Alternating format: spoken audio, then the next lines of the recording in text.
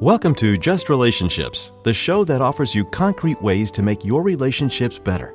Whether it's your boss, your spouse, your children, or your friends, the quality of your relationships in life directly affects how you feel about yourself and the success you achieve. Your host, Dr. Duffy Spencer, a psychotherapist, telecoach, author, and seminar leader, will interview top experts to help you learn to manage this essential part of your life. And now, here's your host, Dr. Duffy Spencer. Wow. If you tuned in last week, you know that this is the second part of our two-part series with Dr. Kelly Bohnhoff, who is the author of Beyond Trauma Drama, Cultivating the Sacred Nature of Families to Heal.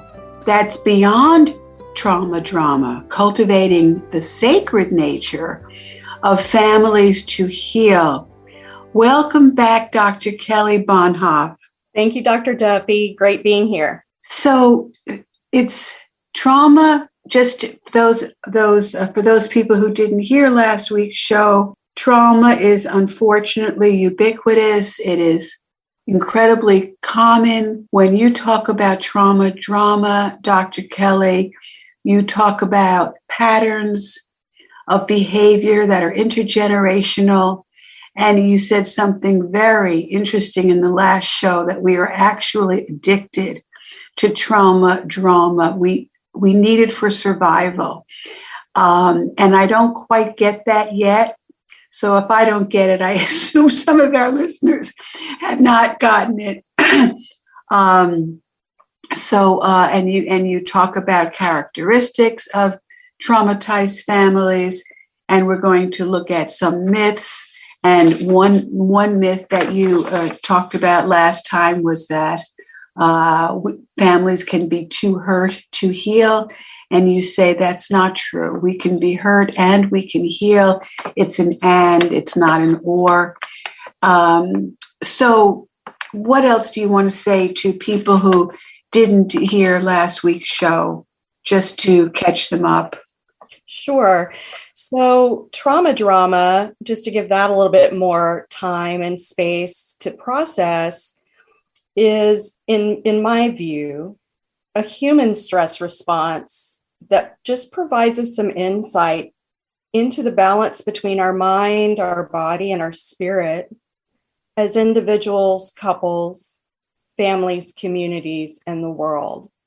So as someone who had many addictions, to help me cope with the imbalance between my human and sacred nature, personal experience of abuse and trafficking in childhood, I found myself in adulthood experiencing workaholism, alcoholism, the Amazon one-click-ism. I kind of like that one. Food, streaming, reading, everything that I just needed to stay busy. I needed to be in a hurry. And I needed patterns in my life, whether those patterns individually were keeping myself busy to keep myself on my feet, or in the marriage. I've been married 38 years now, and trauma does attract trauma. And so my husband and I, with traumatized childhoods, recognized one another in our 20s, and those patterns within our families and the patterns we built as two people, and we had two children, they continued to echo within our family. Why? Because it was what we were familiar with. So trauma drama, the drama being the dynamic replay of adversity, manifesting anguish, it's what we were used to. We became addicted to those patterns. So if the pattern is what we call toxic or unhealthy, then that's just the pattern we learned. And it gives us, as unusual as this may sound, some security in that it works. As long as it works, then it fails, then it works again. So we're on this merry-go-round that I mentioned in the first show, from the secrets, the silence, the shame, and so on. And so why I assert that trauma drama is the most addictive pattern that humanity is healing is because if you were to just go in quietly to your own life, in your own pattern, in your own relationships, if you look at what's happening in our communities, in our societies, and in the world, it's all about the doom and gloom scrolling. It's all about what bad news am I going to hear about today? And we take that in. Why do we take that in? Because we're conditioned to take that in. It is a status quo stabilizing addiction for us and our world as we begin to rebalance this beautiful dance between our human nature and our sacred nature.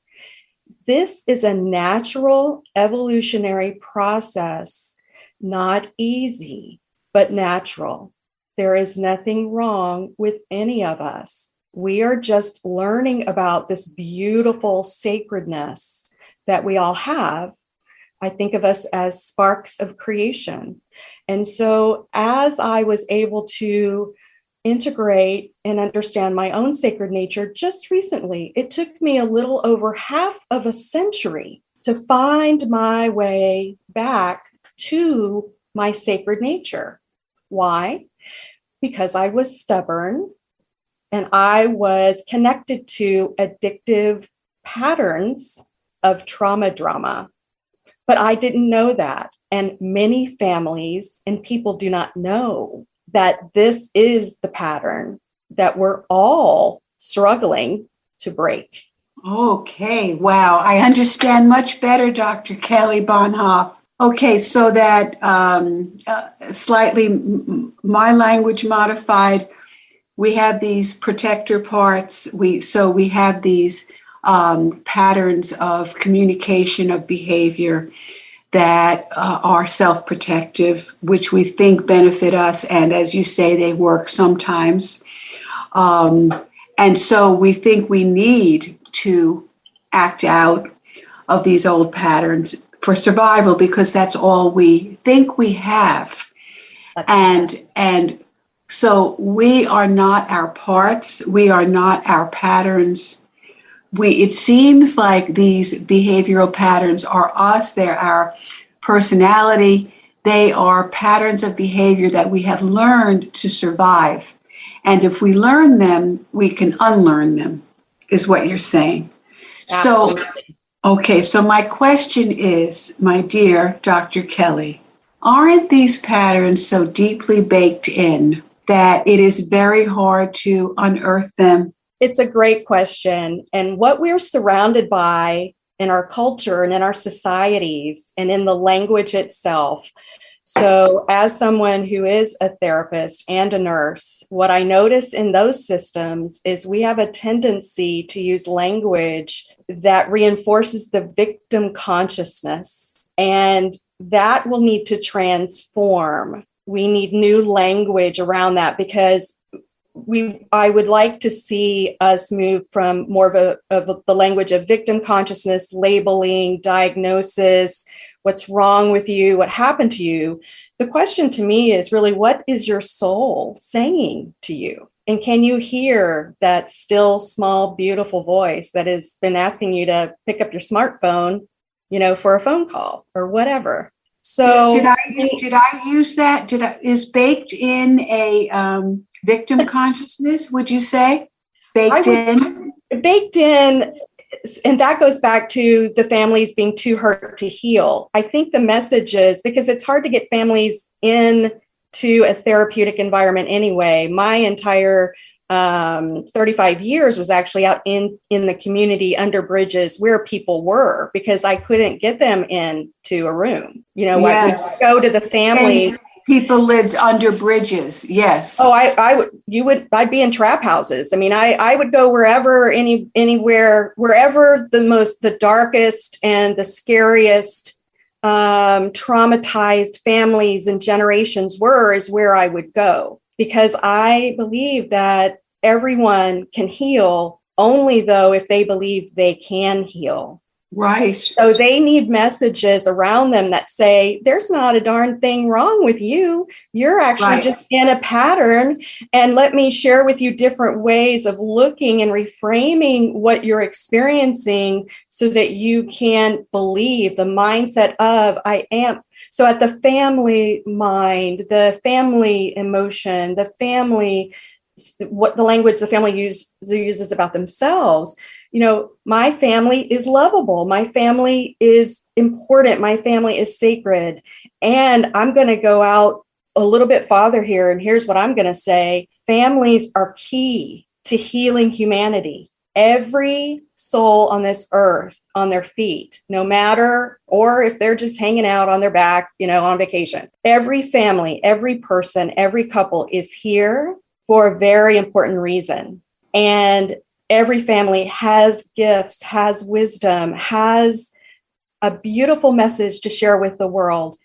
Once they understand their sacredness, we will begin to see a new echo of harmonization rather than traumatization. So I believe as long as these diagnostic codes and labels and prescriptions and systems that lead a family to believe that they are too hurt to heal, it's too deep, it's too baked in, it's too many generations have done too many, whatever anyone wants to call bad things, then it is going to take a little more time for that family to raise their familial self-esteem and believe that they can heal. So I think about the pathology of poverty and how much that is against people, and how to help people get out of poverty. That's one major thing I'm thinking of. But I also am thinking of a patient that I have had who came from an extraordinarily wealthy family. And there was alcoholism in the family that was denied. So having said that about poverty, I also recognize it's not only poverty. And so can a family that lives under a bridge recognize their sacredness and end the trauma? Can you take us to a real life situation, an example? I can, and I'm thankful that you asked me that question. So it's been my experience that regardless of economic status or any of the other demographics we want to speak about, I noticed 5 ways that a family or generation of family could begin to make this turn, regardless of where they are, whether they're under a bridge or let's say that there's been a loss of some kind, whatever the adversity is. And I've noticed this in our own family. So 4 generations of my own family are moving through this as well. What are these 5 ways to move toward healing? And I'm using the acronym HEAL as harnessing this heart energy aligned with love. So HEAL being heart energy aligned with love. So the seat of our soul. The very first thing I noticed this family did was it acknowledged that trauma drama could be a factor in their family's lineage, in the generations, and in all of the things that led them to live under that bridge. So they acknowledged that it was possible that trauma drama is something they were addicted to. They only hung out with toxic people, the dysfunctional patterns within the group itself. So they acknowledged that it's a possibility. Then they became aware and began to talk about, well, what are we thinking here? What are we feeling when we're together? What is it we're saying to ourselves and each other? And then what actions are we taking, kind and unkind? So their awareness began to lift. Then they allowed themselves this beautiful space or spaciousness that is spoken about, where I asked them to consider and visualize each of them as a spark of creation, to speak and interact with each other through that spark, through that heart, and see if it created a different way of thinking or feeling or saying things. Then we went through the visualization of aligning their heart energy with one another. And we did this stop, drop into the breath and be in the moment. Nobody's speaking, just hanging. And now remember, we've got all kinds of highway traffic coming across the top. And so we were able to create a sacred bubble, is what I called it, a sacred bubble around everyone. Everyone could drop. And then as everyone's nervous system settled down, as everyone felt safe, as everyone agreed or acknowledged trauma drama could be a thing, then we moved into appreciation and gratitude. And the way I do this, because I think hugs are amazing, it's called harnessing unconditional gratitude. So I asked them to hug themselves. That's wonderful, Dr. Kelly. I asked them to hug themselves, and then I asked them to, in a sacred heart, hug each other. So there's no insistence on everybody got to hug each other. But what I did say is feel the energy, feel the hug, harness unconditional gratitude for each other, for yourself, and for just taking the next breath. So you see, even though this family, which was older, middle, and younger generation, were living under a bridge, basic needs not met, not sure what was going to happen next. Some had been hurt. I'll just say hurt, not knowing whether they were going to have anything happen, roof over their head in the next 15 minutes or ever. They were able to get into their sacred space. And that is where I noticed in my own lifetime, even as a little girl, I didn't realize I was sensitive or empathic, but all along that had been my natural, truthful identity. And little did I know, I had been using that in my energy all along, ever since I was a little girl, through my sessions, through the nonprofit. I was bringing the same kind of idea and spaciousness to the sessions, and I just didn't realize it. So that's what I learned. Wonderful, Dr. Kelly. So we can move into our sacred bubble, if you will. I love that expression. Healing is about harnessing our heart energy, aligned with love. Yes. So I'm thinking about how Lincoln, did he use the term better angels, our better angels? Lincoln that sounds familiar. Yes. For the end of the Civil War. Higher angels, better angels. But yes, so the healing is about harnessing our heart energy and lighting it with love. Yes. For ourselves and others. And then the acronym HUG, harnessing unconditional gratitude. And I'm thinking about how I healed from trauma. More recently, I had open heart surgery, which caused severe complications that I almost died. And for myself, I don't concentrate on that anymore. I let myself talk and cry as much as I wanted to, for as long as I needed to. But basically, it boils down to gratitude for being alive. Yes. So the whole idea of what do you have, and who you are already, and what you said in the last show about you can tell you've been traumatized if you believe that you are unlovable and unworthy. Yes. And I know so many of my clients, their birth stories, as you talked about in the last show. What is your origin story? How did you learn about who you are and who you're supposed to be? So gratitude for who we are. And I'm also trained as a Gestalt therapist. And one of the things we talk about in Gestalt therapy is how we're all born perfectly whole and healthy. And basically all we're doing is trying to pretzel ourselves in a highly imperfect environment. And all of these are adaptations. And rather than call them defense mechanisms, we call them creative adjustments. So I have creatively adjusted to a highly imperfect environment. And it is a strength, as you say. What are the strengths of the individual? What are the strengths of the family? So to look at that and to say, look, I got here. Here I am.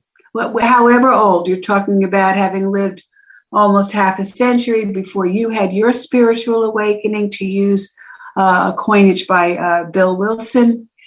And so the idea of being spiritual, being aware of our own spirituality.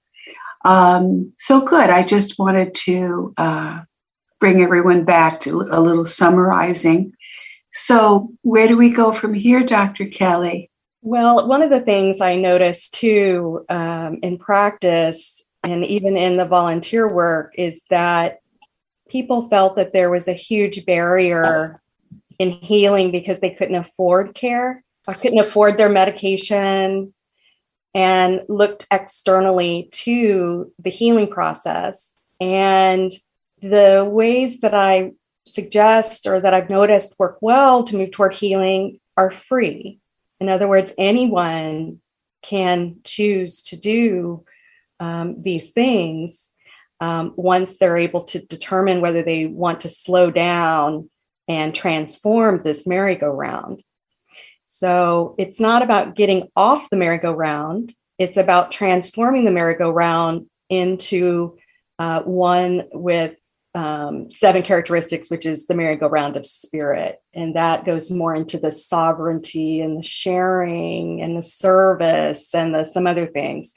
So I just want to encourage everyone to know that wherever you are, whoever you are, that you can easily hug yourself and others by just stopping, dropping into your breath and being in that moment. And yes, thoughts can be scary and feelings can be overwhelming.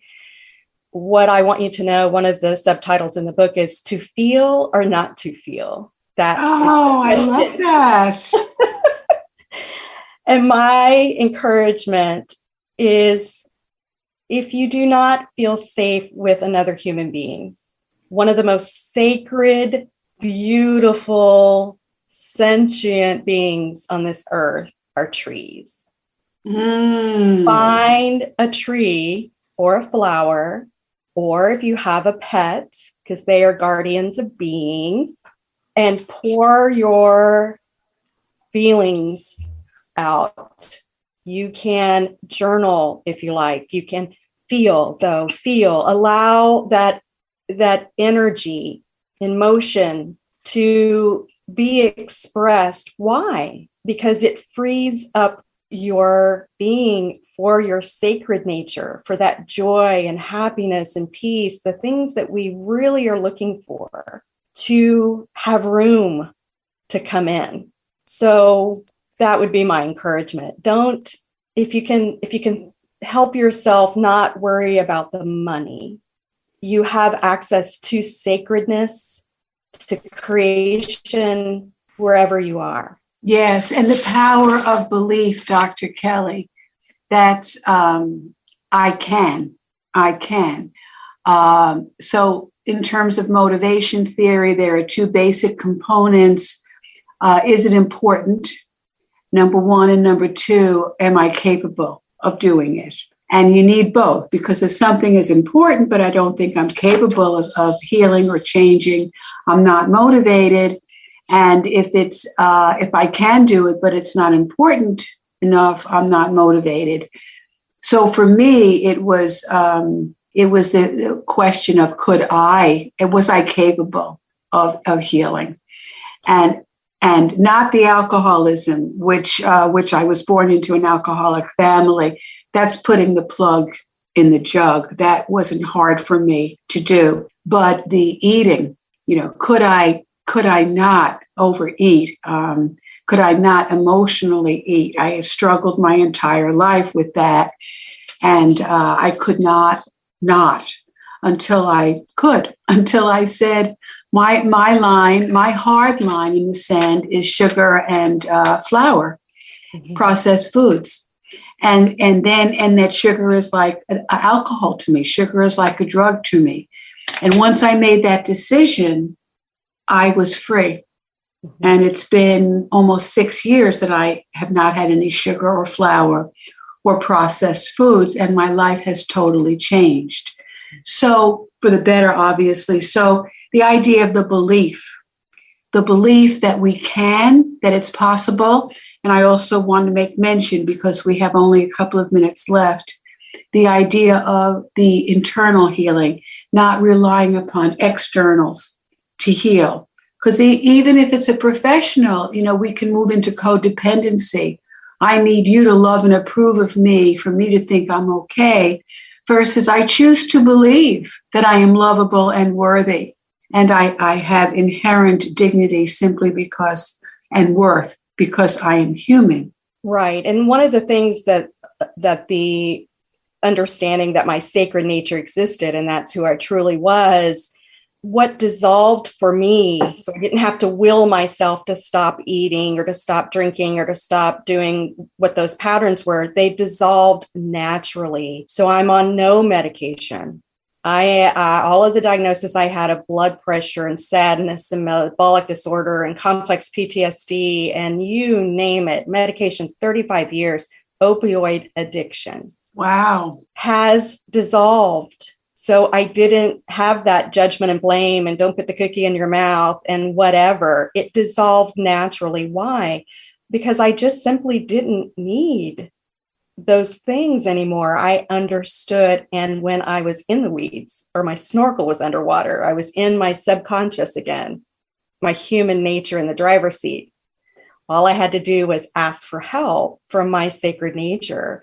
And then I was lifted then into a different feeling. So that is how I was able to heal my physical and emotional patterns and addictions. Are you familiar with the 12 steps of Alcoholics Anonymous? Yes. Yes, and it's very much about the 12 steps, what you're saying, and I just want to give a plug to all the 12-step groups, because they are free, and asking for help is the third step. And so acknowledging that I can't do it alone, but I need something. And instead of that something being external, that something is internal, my sacred nature. And you never use the word God throughout, and you use the term sacred nature.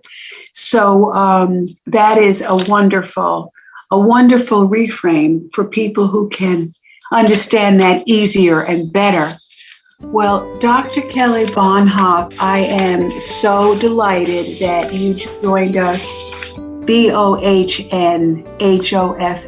author of Beyond Trauma Drama, Cultivating the Sacred Nature of Families to Heal.